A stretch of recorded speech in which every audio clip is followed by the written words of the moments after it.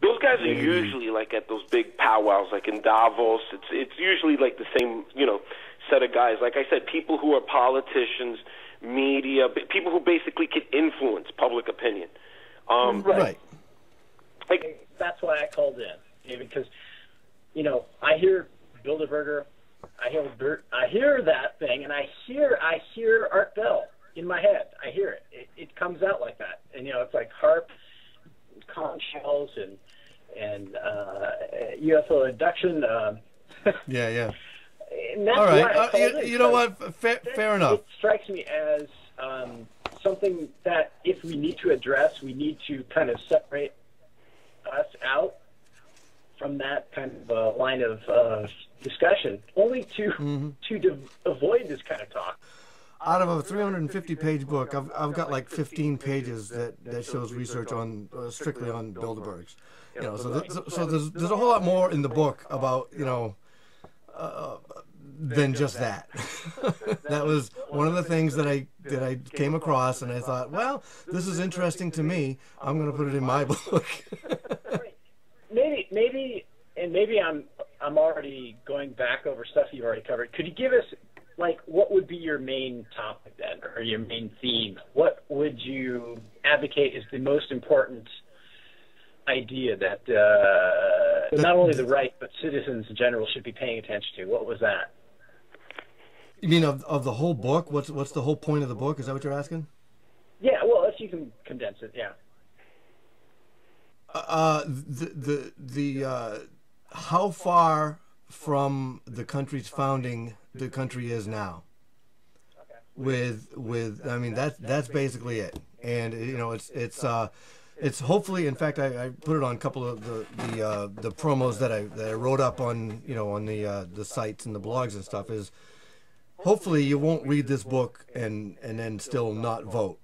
And be, it's the kind of thing where you can go out and vote, but it's got to be an informed vote and an intelligent vote. Let me give out the number. If anybody would like to ask questions of Dave Graham, and I seriously recommend it, please call in at area code 347-996-5447. Area code 347-996-5447. If you would like to call in toll-free, please email blogmocracy@gmail.com. Please email blogmocracy@gmail.com. Dave, I have a question that I actually meant to ask, and it should have been my first one. I don't know what happened, but what made you get interested in politics? It was well, it was a few different things. Talk radio kind of started it in for me, and then I realized that I could if I just listened to one guy, I could go wrong. I could get steered wrong. So I expanded my awareness to about 3 or 4, 5 to 6 now, 7 maybe hosts that I try to catch regularly. I record them on my computer, and I can edit them and just listen to them as a podcast during the day. And they don't all agree, and that's good for me, because I was trying to figure things out, and you get different perspectives and things like that, and you get leads for topics for the book too. But what it was is I had I still do a commercial cleaning business. So I go to businesses and I'd clean their shop and things like that. And I was doing good. I got a house, 2 kids, the whole thing, everything but a dog. And around 2008, people started downsizing. And I started losing work. I mean, as the janitor, basically, who's the first thing to go? We'll empty our own trash. Sorry, we don't know what's coming up. It was uncertainty, and the formula it boiled down to for me was the client of my client's client got scared and downsized, and that trickled all the way up to me, and it was 3 other clients that they just sorry, we can't use you anymore, and I was trying to make a lateral move into delivering mail and that's going slow. So with all my downtime, I started getting mad, and I started writing little rants out. And I said, well, maybe I can put these on a blog, you know, because first of all, I wanted to avoid throwing heavy things at the TV, you know, and so then, you know, I accumulated a bunch of information in the blogs, and I thought, well, you know what I could do is if I can create something that might be able to produce something residually, you know, where I don't have to trade my time for money, then you know, maybe you know, it might be something that would at least be something extra, you know, coming in. And so I started writing before I started publishing. Let's put it that way. Publishing's harder. Wow. Well, that's pretty interesting. At the end of my introduction of the book, it says, this book identifies in my own way the way I finally understood things. A lot of what contributed to the election of a Marxist to the presidency. So, you mentioned the Muslim Brotherhood, but you know what they were doing back before Reagan, actually? Well, maybe about the time of Reagan. They had a... what was they originated in what, 1928 in Egypt? Yes, Al-Khatib, I believe his name was. And Al-Bana, that was the other one. And in 1975, I'm reading from my chapter on Islam, they developed a top-secret 100-year plan of cultural invasion. And it was discovered to be, well, I think it was in the 80s there, discovered to be 20 years old when the Swiss uncovered it during a raid in November of 2001. A cultural invasion with an ultimate goal of a global caliphate. A 25-point plan that is comprehensive and all-encompassing. So I write there, they still have 60 years left, but I'd say they're ahead of schedule because they really probably didn't consider political correctness would do most of the heavy lifting for them. I mean, look, after 9/11, I really thought, you know, we were going to teach, you know, countries like, you know, Iran, which of course we did teach Iraq a lesson, but that, you know, that gets a little bit more complicated. How we botched that one. You know, Syria. You know, because I always said to end, you know, to really cripple these guys, you got to make an example out of a couple of their countries. And I thought it was going to be like a World War II style country mobilization. Let's take the fight to them. It turned into like this nation building, spread democracy. I'll give you an example. Afghanistan. We set up a Sharia law state. We overthrew the Taliban and created a lighter version of the Sharia law. When we invaded Iraq, okay, ironically, under Saddam, I'm not defending the guy. He was a genocidal scumbag, you know, okay? But under Saddam, they had a secular constitution. Under American occupation, they had a Sharia law constitution.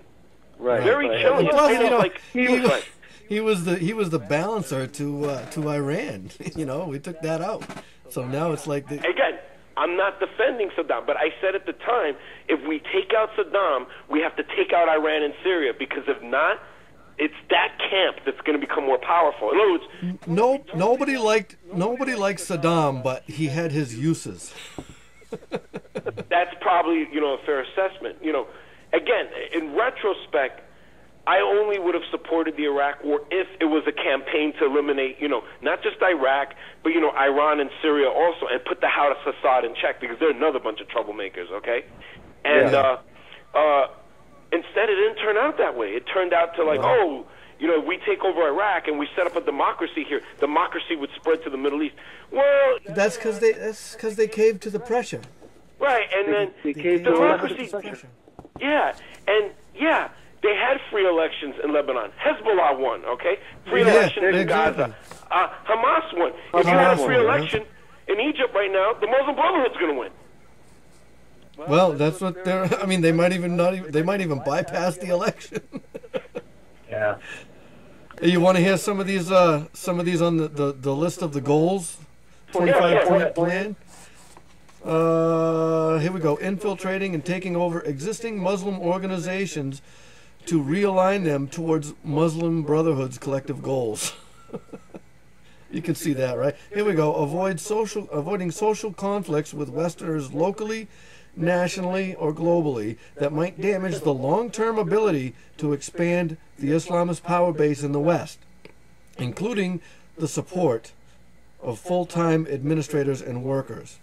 And then I said, boy, the Dubai Ports deal was a close one on that one. So let me see here.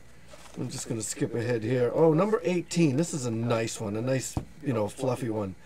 Inflaming violence and keeping Muslims living in the West, quote, in a jihad frame of mind, unquote. So you got your cartoons, right? You got your Koran burnings, you got your flotillas.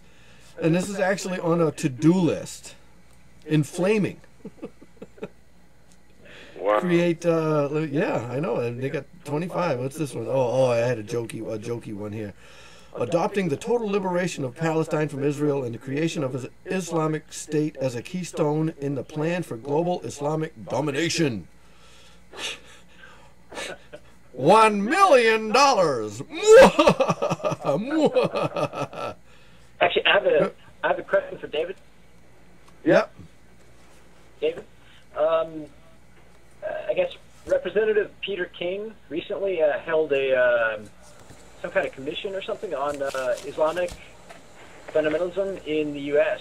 I was curious about your... He had the hearings, yeah. I was curious about your thoughts about that. Well, I mean, I support him. It needs to be done. I mean, the only opposition to that is by people who are lying to us about what the real goals are. And they're ridiculing him, and they're there's rule number 5 from Saul Alinsky. They're trying to discredit him.